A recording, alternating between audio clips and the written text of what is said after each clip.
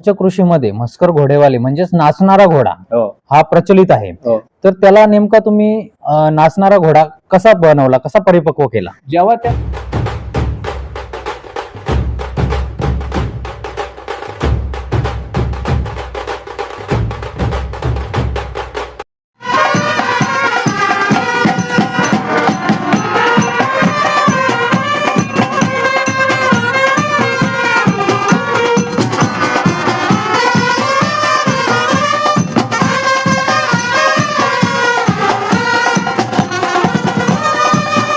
मित्रांनो, आजची मुलाखत खूप प्रेरणादायी होणार आहे, कारण आज आपण अशा व्यक्तीला भेटायला आलो आहोत ज्यांनी गरिबीतून मंडळी विश्व निर्माण केलं.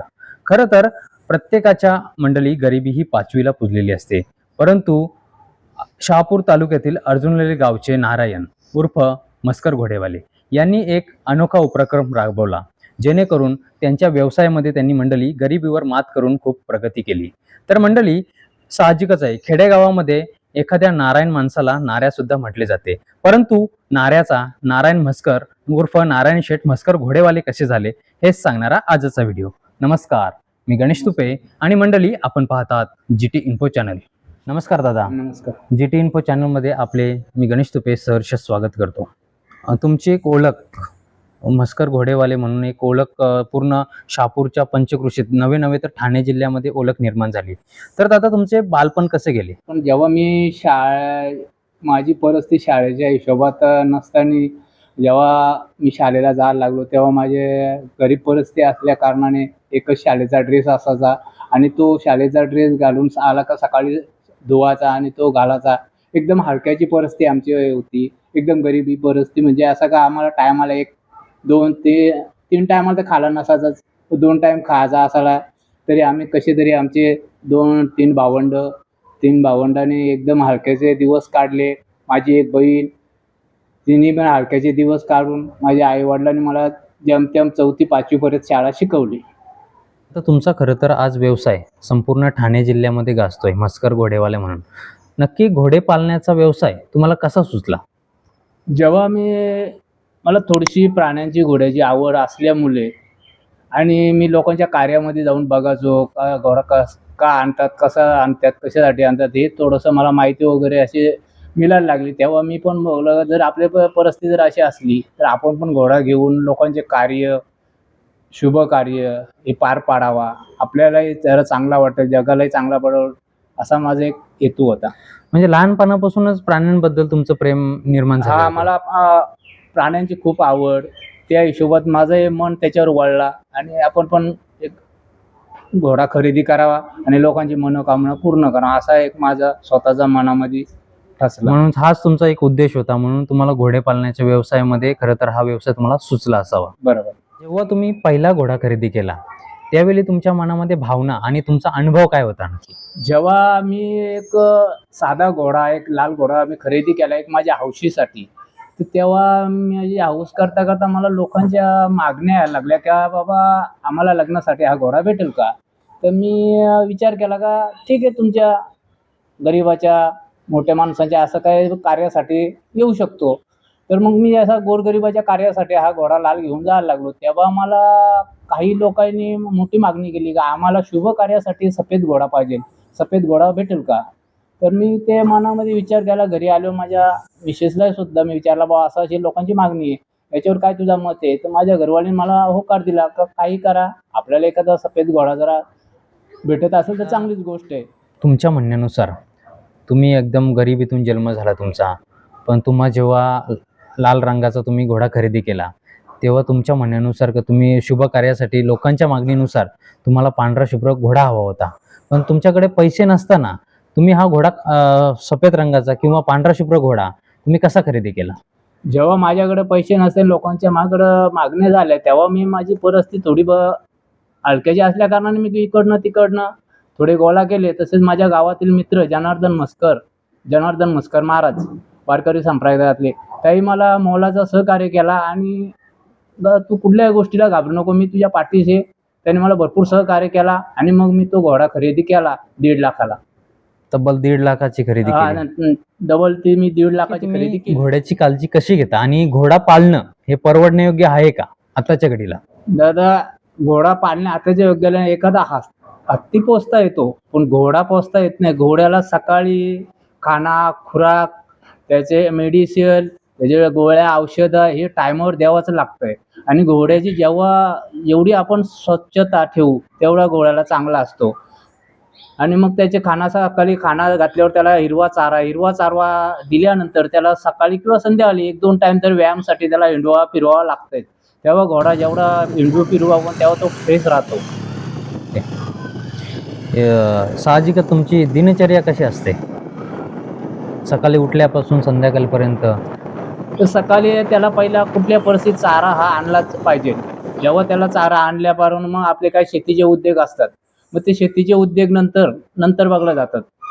असं कोणकोणत्या समारंभासाठी हा घोडा घेऊन जाता? दादा समारंभ म्हटलं म्हणजे तिथं आले आपले लग्नाचे कार्यक्रम, लग्न सोहळा, पालखी सोहळा, त्याच्यानंतर एखाद्याचे वाढदिवस, त्यांचे फोटो काढला जातात. त्यांच्यासाठी पण तो आम्ही घोडा घेऊन जातो. तसेच पालखी सोहळा, रिंगण सोहळा वगैरे हे सगळे त्याच्यामध्ये येतात. मग तेव्हा आम्ही कोणाला नाही म्हणत नाही. प्रत्येकाच्या कार्यक्रमामध्ये आम्ही जातोय. घोडा सजावटीसाठी तुम्ही कोणकोणते साहित्य वापरता? घोडा सजवण्यासाठी दादा जेवढं आपण आकर्षक सामान ठेवू किंवा आकर्षित त्याला जेवढं करू तेवढी त्याला मागणी असते. आणि ते आपल्या इकडे सामान भेटत नाही. ते पार सारंगखेडवरून आणावं लागतंय. आता सारंगखेड बाळला कमीत कमी 400-500 किलोमीटर आहे. दरवर्षाला तिथं जत्रा यात्रा असते, तिथं मी जाऊन त्याचं सामान खरेदी करतोय. म्हणजे साहजिकच आहे, घोड्या पालण्यामध्ये खूप अशी मेहनत लागते, मेहनत लागते. सांगायचं बरोबर आहे. म्हटलं म्हणजेच. आता तुम्ही घोडे पालण्याचा व्यवसाय करतायत, त्याची जाहिरातबाजी तुम्ही मस्कर घोडेवाला आहे. आता आम्ही पूर्ण ठाणे जिल्ह्यामध्ये फिरतो, ठाणे जिल्ह्या व्यतिरिक्त फिरतो, तर संपूर्ण म्हणजे नाक्यावर मस्कर घोडेवाला असं तुम्ही बॅनर लावलेले आहे. ते कशा पद्धतीने तुम्ही केलेले आहे पूर्ण जाहिरात? जेव्हा आपण जास्त जाहिरात करू तेवढी त्याला जास्त मागणी असते. तर मग कारण लोकांचं कसं आहे का आमच्या इकडे एक बॅनर आला पाहिजे, आमच्या इकडे एक बॅनर आला पाहिजे, या हिशोबात जे मागणी येईल त्या हिशोबात त्याचे मी जिकडे तिकडे बॅनर लावते. पूर्ण 4 तालुक्यामध्ये माझे बॅनर गेलेले आहेत. जेव्हा तुम्हाला लोक आता मस्कर घोडेवाले म्हणून तुमची ओळख निर्माण झालेली आहे, तेव्हा तुमची भावना काय आहे? जेव्हा मस्कर घोडेवाले मला लोक विचारायला ओळखायला लागले, तेव्हा मला म्हणजे असा अभिमान वाटला का नारायणच्या हिशोबात मस्कर घोडेवाले बोलायला लागले. तेव्हा मला असा वाटला का आणखी आपण लोकांची सेवा जर केली तर आणखी उत्तम चांगलं होईल. आणि मला मस्कर घोडेवाले बोलले म्हणजे मला आणखी आनंदाचीच गोष्ट प्राप्त झाली. या घोड्यांच्या व्यवसाया अगोदर तुमचा कोणता धंदा होता किंवा कोणता जोडधंदा होता? याच्या अगोदर शेती म्हणजे ट्रॅक्टर मी कमी से कम 10-20 वर्ष ट्रॅक्टर चालवला. लोकांची सेवा केली, त्याच्यामध्ये त्यांची नांगरणी, उखळणी, त्याच्यामध्ये शेतकरी आपल्याला चांगला सहकार्य करा. आपणही शेतकरी म्हणून त्यांचे सगळे मनोकामना पूर्ण केली.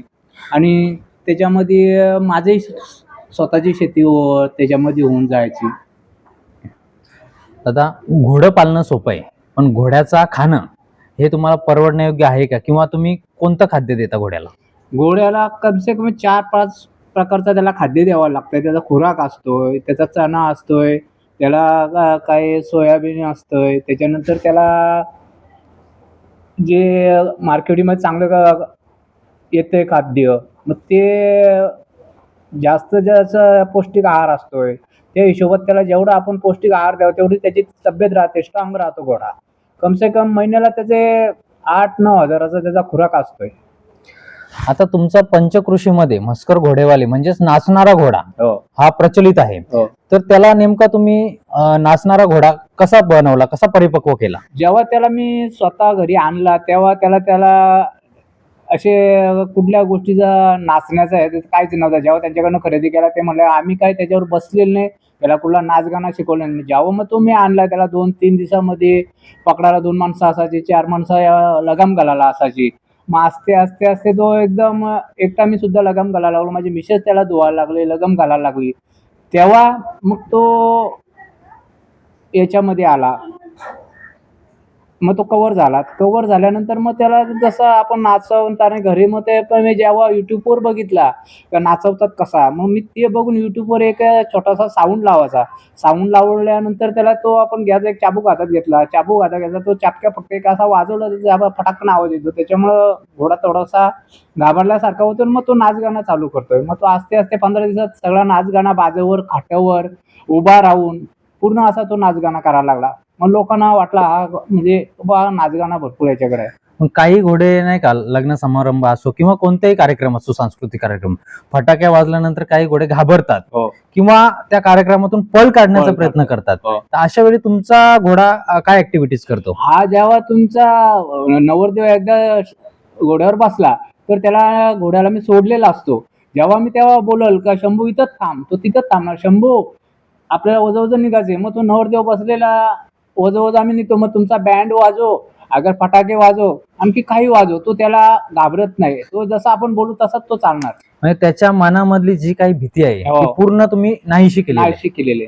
जुनली गावाची पहिली हरके म्हणजे एवढी जास्त ओळख नाही. जेव्हा मस्कर घोडा मी आणला, जेव्हा मग लोक विचाराले कुठले घोडा कुठले घोडा, म्हणे अर्जुन अलीचा घोडा अर्जुन अली. मग गावाचा थोडासा नावही मोठा झाला. आम्हालाही त्याच्यामध्ये थोडासा आनंद वाटला. गावाला चांगला वाटला, म्हणजे चांगला आपल्या गावाचा नाव उद्धार केला. या हिशोबात गावाला नाही चांगला वाटला.